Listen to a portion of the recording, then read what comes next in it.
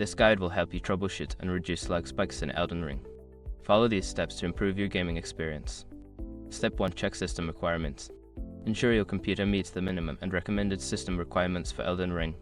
This includes checking your CPU, GPU, RAM, and storage space. Step 2. Update drivers. Make sure your graphics card drivers are up to date. Visit the manufacturer's website NVIDIA, AMD, or Intel to download the latest drivers for your graphics card. Step 3. Optimize game settings. Adjust the in-game graphics settings to lower levels.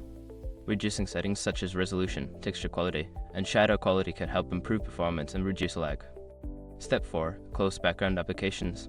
Before launching the game, close any unnecessary applications running in the background. This frees up system resources and can help reduce lag during gameplay. Step 5. Check internet connection. If you are playing online, ensure your internet connection is stable.